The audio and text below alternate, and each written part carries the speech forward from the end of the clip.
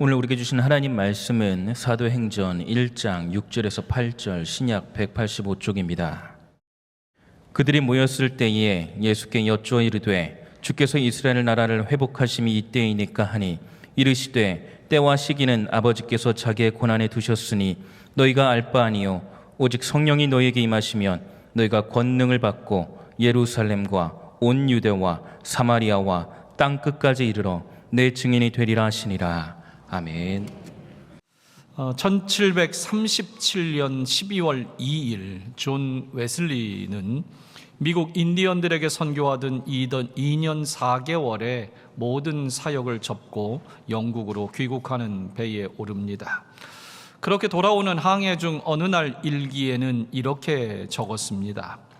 나는 인디언들을 회개시키려 아메리카에 건너갔었다. 그러나 나를 회개시킬 자는 누구인가? 나는 외관상으로는 훌륭한 신자다. 위험이 없을 때는 설교도 잘하고 믿음도 좋다. 그러나 죽음이 그 무서운 입을 벌리고 나를 엄습할 때 나는 불안과 공포에 어찌할 바를 모르고 죽는 것도 내게 유익함이 된다는 담대한 고백을 감히 할 수 없다. 또 귀국한 직후에 적은 일기에는 이렇게 적어 놓았습니다. 나는 아직도 하나님의 영광을 얻을 자격이 없음을 깨달았다. 내 양심은 부패하였으며 가증스러울 뿐이다. 나의 행동과 수고와 의로서는 도저히 하나님으로 더불어 화목할 수 없다. 이제 나는 그리스도께서 내 안에 산다는 믿음과 성령이 내가 하나님의 아들임을 증거하는 믿음을 갖고 싶다. 그는 목사였습니다. 심지어 젊은 시절, 그 청년의 시절을 보내면서 철두철미하게 하나님의 말씀대로 살려는 그러한 법식주의자라는 별명을 들을 만큼 철저하게 신앙생활을 했습니다. 말씀 연구도 철저히 했습니다. 그리고 심지어 목사 안수를 받고 북미의 조지아주의 선교사로 인디언들을 선교하는 사역도 했습니다. 그러나 그 안에는 성령의 능력이 충분하지 못했던 것만 같습니다. 그렇게 선교 실패의 무거움으로 귀국한 지 3개월 되던 1738년 5월 24일 저녁 9시 15분 올더스 게이트의 작은 집회에서 간절히 사모하던 그에게 성령님은 임재했습니다. 그날의 일기에는 이렇게 적고 있습니다. 저녁에 나는 올더스 게이트 거리에서 모이는 집회에 별로 마음이 내키지 않았으나 참석했다. 그 집회에서 어떤 사람이 루터의 로마서 주석의 서문을 읽고 있었다. 오후 9시 15분 전쯤 그가 하나님께서 그리스도를 믿는 믿음을 통하여 우리 마음속에 역사하시는 변화를 말하고 있을 때 나는 내 가슴이 이상하게 뜨거워짐을 느꼈다. 일반적으로 이 부분을, 이 내용을 우리는 그의 회심이라고도 표현하고 성령 받음이라고도 표현하곤 합니다. 오늘은 신학적인 논쟁이 아닙니다. 중요한 건 그 집회에서 그 말씀을 통해서 그가 뜨거워짐을 느꼈다라고 표현한 부분입니다.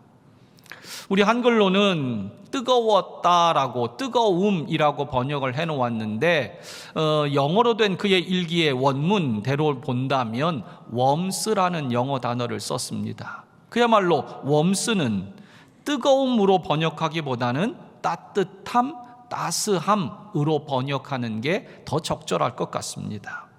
우리가 부르는 그 복음성가의 한 찬양 가사도 그렇게 되어 있습니다. 따스한 성령님 마음으로 보내. 그렇습니다. 오늘도 성령께서 그에게 임했을 때 전혀 다른 그 따뜻함을, 뜨거움을, 그리고 새로움을 그가 갖게 되었다는 겁니다. 그날 이후로 존 웨슬리는 18세기 영국의 대각성을 일으키는 부흥의 불씨가 되었고요. 온 세계가 나의 교구라고 외치며 말을 타고 전국 방방곡곡을 다니며 복음을 전하는 그런 뜨거운 전도자가 되었습니다.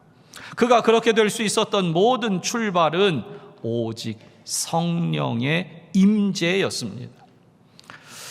오늘은 교회에서 성령 강림 주일로 지키는 절기, 주일입니다. 구약의 절기로 말한다면 유월절 후에 50일째 되는 날이기에 오순절이라고도 부릅니다. 이 오순절이라는 이 절기는요, 기독교뿐만 아니라 유대교가 공통으로 지키는 유일한 절기입니다. 지금은 돌아가셨지만 신학생 시절 구약학을 가르쳐 주셨던 권혁순 교수님의 설명에 따르면 이렇습니다. 유대교에서 오순절은 하나님 백성으로서 이스라엘의 탄생을 기념하는 중요성을 갖는다. 시내산에서 오순절을 통해 이스라엘이 하나님 백성으로 탄생했듯이 교회 역시 오순절을 통해 새로운 시대의 하나님 백성으로 탄생한 것이다. 다시 말해 교회가 탄생하게 된 결정적 사건은 바로 오순절 성령 강림이라는 점입니다. 교회는 그야말로 성령의 임재로 시작되었습니다. 사람들이 모여서 우리가 해보자 하는 그러한 친목단체나 어떤 목적성이 있는 그런 단체가 아닙니다. 그렇다면 교회는 성령의 임재와 성령의 충만, 이것과는 뗄 수가 없습니다. 왜냐하면 성령의 임재로 시작됐고 성령의 충만함이 유지될 때만 교회로서의 본질과 교회로서의 복음의 농도와 능력을 유지할 수 있기 때문에 그렇습니다. 여러분, 저는 이 주일, 오늘 성령 강림 주일을 맞아 다시금 성령의 임재를 사모하는 시간이 되길 바랍니다. 또한 오직 성령으로 충만한 교회가 되어 그 복음의 능력과 그 은혜들을 간직한 교회가 되기를 소망합니다. 그러한 마음을 가지고 오늘 본문을 중심으로 몇 가지 점들을 짚어보고자 합니다. 먼저 오늘 본문 속 제자들은 예수님과는 전혀 다른 자기들만의 꿈을 꾸고 있습니다. 예수님께서는 부활하신 후 40일 동안 제자들과 함께 계셨습니다. 그 40일, 부활하신 후에 40일을 보내신 시간은 오로지 제자들을 위한 시간이었습니다. 그 제자들을 위한 시간을 통해서 예수님께서는 하나님 나라의 일을 말씀하셨습니다. 그리고 예수님께서 그들과 함께하는 자리에서 꼭 당부하신 내용이 바로 앞절 4절에 이렇게 나옵니다. 예루살렘을 떠나지 말고 내게 들은 바 아버지의 약속하신 것을 기다리라. 그러면서 이어지는 5절에는 너희는 몇 날이 못 되어 성령으로 세례를 받으리라고 그렇게 다시 한번 구체적으로 말씀합니다. 그런데 제자들은요, 예수님의 이런 당부, 이러한 요구를 구체적으로 들었음에도 불구하고 그들은 전혀 다른 생각을 하고 있습니다. 예수님께서 아무리 부활하신 모습을 보여주고 성령을 기다리고 성령 세례를 며칠 뒤에 얼마 지나지 않아 받게 되도록 너희는 기다려라, 그렇게 얘기하는데도 불구하고 오히려 그들의 입에서 터져나온 한마디는 오늘 본문의 6절입니다. 저희가 모였을 때에 예수께 묻자와 가로되 주께서 이스라엘 나라를 회복하심이 이때니까? 라고 질문합니다. 예수님께서는 끊임없이 하나님 나라와 성령의 역사, 성령을 기다려서 성령을 받아야 되는 때를 얘기하는데 그들은 오히려 이스라엘 나라의 회복이 언제입니까? 회복의 때를 묻고 있습니다. 여러분, 오해 없기를 바랍니다. 성경은, 하나님은 나라와 민족을 무시하는 분이 결코 아닙니다. 다만 순서가 중요합니다. 하나님의 나라와 의를 먼저 구하면 이 세상 나라의 모든 질서와 평화도 회복된다는 것이 하나님께서 갖고 계신 영적 질서와 영적인 우선순위입니다. 그러므로 어떤 조직이나 어떤 제도 가운데 있든 하나님의 나라와 의를 먼저 구하는 것, 그게 첫 번째입니다. 그러고 난 다음에 하나님께서 그 나라를, 이 세상의 나라를 하나님의 법, 하나님의 뜻 가운데서 회복시켜 갈 겁니다. 여전히 우리 이 제자들은, 그런데도 제자들은 여전히 자신들의 나라, 이스라엘 나라의 회복의 때만을 꿈꾸고 있다는 겁니다. 물론 제자들의 이 마음을 우리는 이해합니다. 왜냐? 이스라엘은 그들에게 사랑하는 조국입니다. 특히 이스라엘은 지금 로마의 지배를 받고 그 서름과 횡포와 압박과 절망 속에 그들은 지금 처해 있습니다. 그런데 그렇게 힘들고 어려운 시절을 보내는 이스라엘 땅에 어느 날 갑자기 예수님이 나타납니다. 그리고 그것도 가장 소외된 갈릴리 지역 나사렛 지역에서 예수님이 나타나 놀라운 기적들을 행하며 그들에게 희망을 불어넣습니다. 바람과 바다도 잠잠하고 각색 병자도 고치고 오병이어로 5,000명을 먹이기도 하시며 심지어 죽은 자도 살리는 그러한 능력의 예수님이십니다. 그러니 그들 생각에는, 그래, 이분이 하나님께서 보낸 메시아가 맞겠구나. 그러면 이분이 오셔서 정치적으로, 경제적으로, 종교적으로 완전히 새로운 하나님의 나라를 만들 수 있는 지도자가 되시겠구나. 그래, 정말 이분이라면 하실 수 있겠구나. 그러면서 그 곁에서 내가 따라다니면 나도 한자리 할 수 있겠구나. 즉, 이 제자들은 세상 나라에 대한 꿈과 자신의 미래에 대한 꿈을 품고 그렇게 예수님을 따라다닌 겁니다.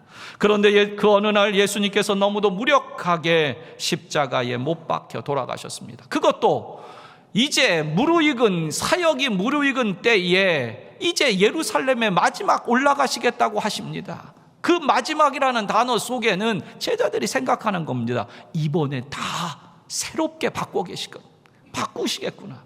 그런데 웬걸요?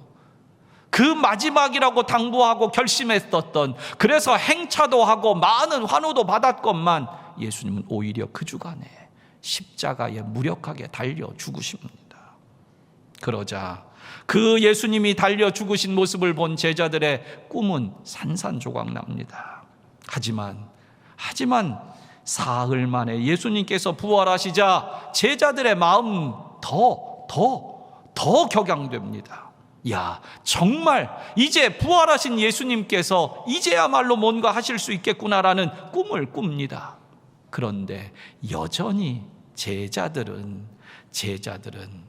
이스라엘 나라를 회복하실 꿈을 꾸고 있어요.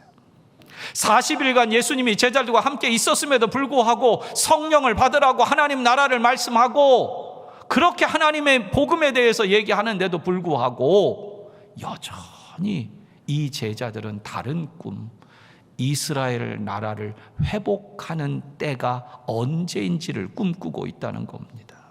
그렇게 자신들이 여기는 이 세상의 꿈에만 그들은 몰두하고 있는 겁니다.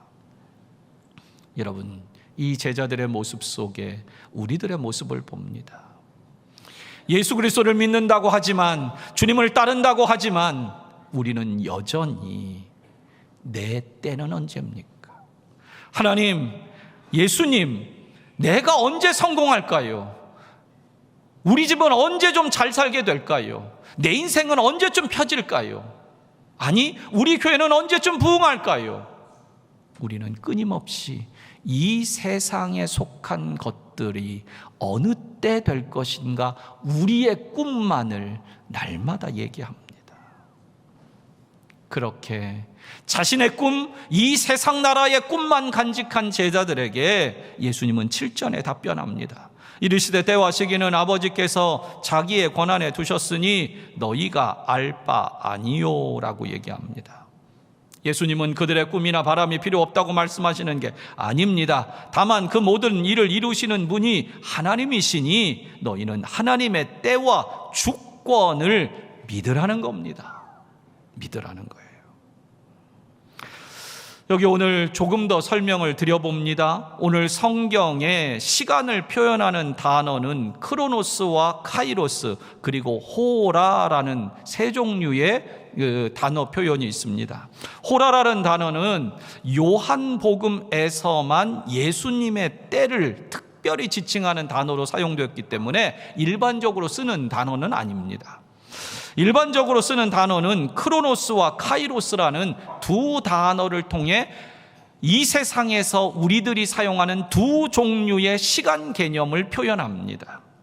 먼저 크로노스라는 단어는요, 일반적으로 흘러가는 시간을 의미할 때 그냥 시간이 몇 시야 할 때 그런 때들, 그냥 시간이라는 통칭의 표현이 크로노스입니다. 반면에 카이로스라는 단어는요, 이것은 어떤 중요한 사건이 일어나는 순간이나 어떤 특별한 상황이나 시기를 지칭합니다. 그래서 때로는 이 당시에 이 카이로스라는 단어는 신이 개입한 시간, 즉 신의 시간, 그렇게 의미가 됐습니다. 그래서 우리도 성경에서 이 카이로스라는 단어가 쓰이면 하나님의 때, 이렇게 우리도 해석을 합니다.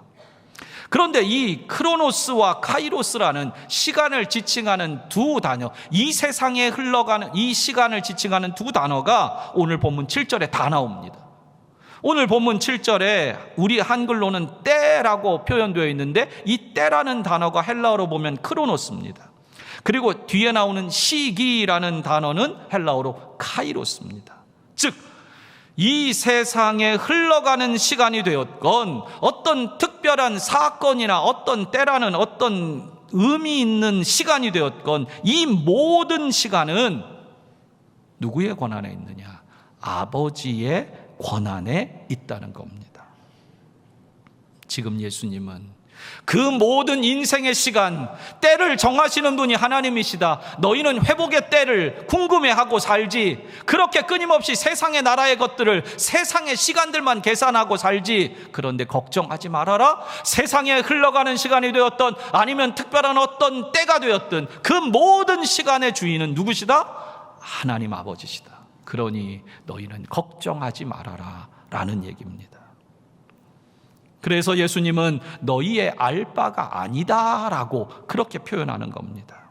여러분, 이 표현은 제자들을 무시해서 예수님이 그렇게 하는 말이 아닙니다. 저는 이 부분을 설명할 때 이렇게 예를 들곤 합니다. 여러분, 이제 막 말을 배우기 시작한 어린 자녀, 아들이 있다고 정해 봅시다. 가정을 해봅니다. 이제 막 말을 배우기 시작해서 말 좀 이제 막 이 말 저 말을 물어보고 질문을 하는 겁니다. 예. 그런데 이 아이가 아빠에게 이렇게 묻습니다. 아빠, 저는 언제 어른이 되나요? 언제 어른이 되나요? 그런 말을 아빠에게 묻는다면 여러분은 뭐라고 대답하시겠습니까? 아마 자상한 미소를 띠며 이렇게 대답하실 것 같습니다. 얘야, 그건 네가 알 바가 아니고 너는 엄마 아빠 말 잘 듣고 건강하게 잘 자라기만 하면 돼. 이렇게 말하지 않겠습니까? 여러분, 우리는 이 세상에 어떻게 회복되고 어떻게 내 인생이 변화되고 어떻게 내가 꿈꾸는 것들이 이루어질 그때말을 묻습니다. 그러나 하나님은 말씀합니다. 주님은 말씀합니다. 그때는 어떤 회복의 때이든 심지어 우리가 그렇게 궁금해하는 종말의 때일지라도 그것은 다 아버지의 권한에 있으니, 시간의 주인 되신 아버지의 권한에 있으니 너희 알 바 아니야. 걱정하지 마.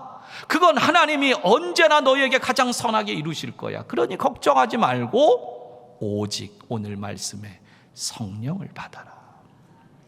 여러분, 오늘도 모든 시간들, 내 인생의 모든 때는 하나님의 권한에 있습니다. 그러니 염려하지 마십시오. 걱정하지 마십시오. 그것들로 조바심 내지 마십시오. 그리고 그 제자들을 향해 예수님은 소중한 말씀을 한마디 덧붙여 주십니다. 오늘 8절입니다. 우리 함께 읽어보도록 하겠습니다. 오직 성령이 너희에게 임하시면 너희가 권능을 받고 예루살렘과 온 유대와 사마리아와 땅끝까지 이르러 내 증인이 되리라 하시니. 지금 제자들은 단지 이 땅에 있는 자기 나라만을 생각하고 있습니다. 자기 나라. 그래, 예수님이 성령 받으면 된다고 하셨죠. 그러면 회복하는 게, 이스라엘을 회복하는 게 이때입니까? 이스라엘만 얘기합니다. 그러나 예수님께서는 그 제자들에게 더 위대한 것을 예언하고 말씀하고 기대하십니다. 너희는 이 이스라엘만 생각하지, 너희는 예루살렘이나 온 유대만 생각하고 살고 있지. 그런데 나는 너희에게 말한다. 너희가 땅 끝까지 가는 사람이 될 거야. 너희는 땅 끝까지 가서 이 세상 나라를 온통 점령하는 하나님의 증인, 내 증인이 될 거야. 너희는 이 세상의 꿈만, 이 세상의 나라의 것들만 추구하는 사람이 아니라 내 꿈을 간직한 하나님 나라의 사람이 될 거야 라고 주님은 선언해 주시는 겁니다. 여러분, 여기서 왜 예수님은 내 증인이 되라고 말씀하실까? 왜 예수님의 증인이 되는 게 왜 중요하겠습니까? 다른 것 아닙니다. 예수님의 증인이 되어 예수님의 꿈, 하나님 나라의 꿈, 하늘 나라의 소망을 전할 때 그 생명 되신 예수 그리스도가 이분이라고, 바로 이분이 너희들을 구원하신다고 증인으로 말해 주올 때 이 세상 모든 사람이 구원을 받고 하나님 나라가 회복될 수 있기 때문입니다. 여러분, 오늘도 그러므로 우리가 주님의 증인이 되는 게 중요합니다.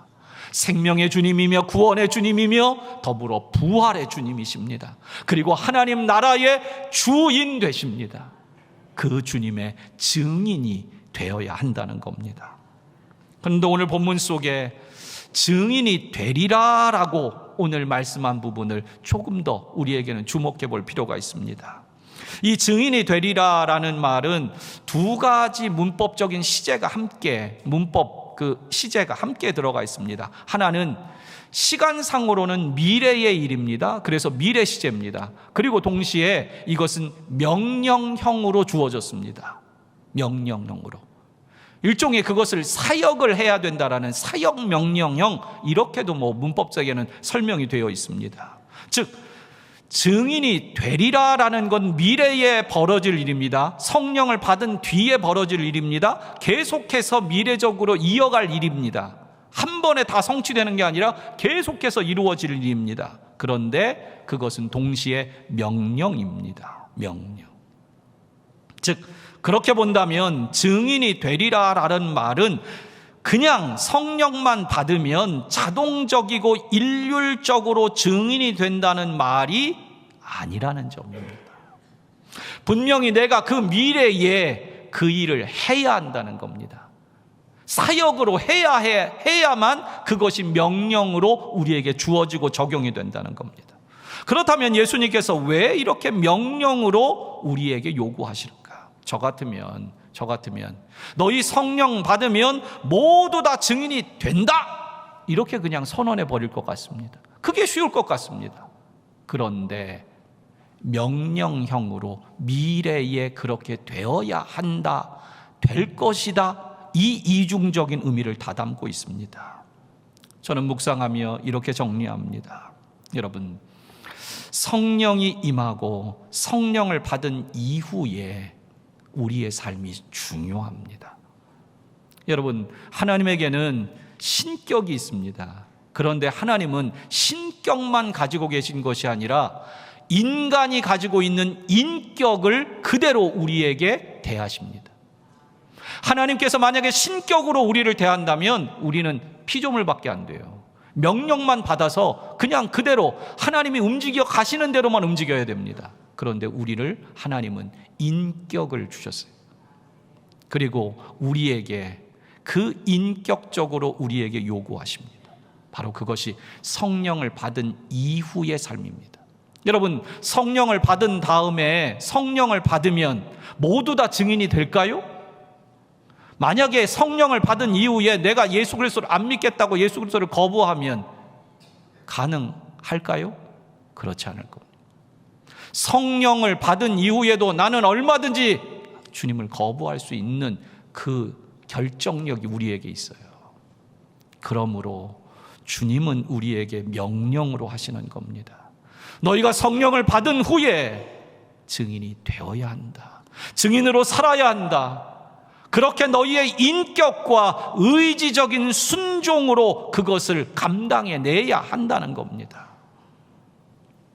에베소서의 표현을 빌리면 너는 성령을 소멸하지 말아라 라고 에베소서 말합니다. 그 얘기는 뭡니까? 내가 성령을 소멸하고 있다는 겁니다. 소멸할 수 있다는 겁니다. 바로 그 반대의 경우는 내 안에 성령을 사모함으로 내가 날마다 성령 충만할 수도 있다는 얘기입니다. 그러므로 오늘 성령에 임하면 누구나 증인이 될 것이지만 동시에 되어야 한다는 개념도 동시에 있는 겁니다. 여러분, 오늘 이 모든 증인이 되고 하나님 나라의 꿈을 같이 꾸는 땅끝까지 이르는, 그저 이스라엘만 꿈꾸던 자를 땅끝 나라까지 꿈꾸는 하나님의 백성이 될 수 있는 이유는 뭐냐? 그 출발점이 어디냐? 그 결정적인 이유가 뭐냐? 바로 성령입니다. 여러분, 오늘 오직 성령이 임하기만 하면 우리는 예수 그리스도의 증인이 될 수 있다는 겁니다. 성령이 임하면 우리는 권능을 받습니다. 여기서 권능이란 헬라어로 dynamis인데 영어의 다이너마이트라는 단어가 여기서 나왔습니다. 여러분, 오늘도 성령, 그 성령을 받을 때에만 우리의 삶이 권능 있는 삶을 살 수 있습니다. 더 이상 무너지고 나약하지 않고 새롭게 날마다 새로운 삶을 살 수 있어요. 여기서 잠시 신앙의 원리 하나를 좀 정리하고 갑니다. 여러분, 주님을 영접하면 하나님의 자녀가 되는 권세를 주시겠다고 요한복음 1장은 약속했습니다. 분명히 우리 가운데 그 신앙의 원리를 가르쳤어요. 영접하는 자는 곧 하나님의 자녀가 됩니다. 하지만 자녀가 된 이후에 하나님의 자녀로 사는 권세는 오직 성령을 받아야만 가능합니다.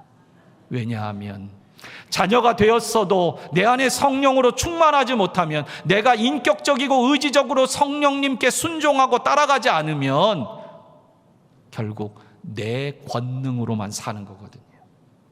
그런데 성령의 권능이 내 속에서 나의 권능을 이기고 굴복시키고 하나님 나라와 하나님의 꿈과 하나님의 뜻에 복종하도록 내 속에 성령께서 역사할 것이기 때문입니다. 그러므로 오늘도 우리는 성령의 충만이 필요한 겁니다.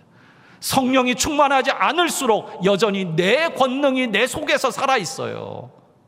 그러므로 주님을 믿지만 하나님의 자녀가 되었어도 여전히 내 속에는 성령의 권능이 아니라 내 권능이 나를 주장하는 겁니다.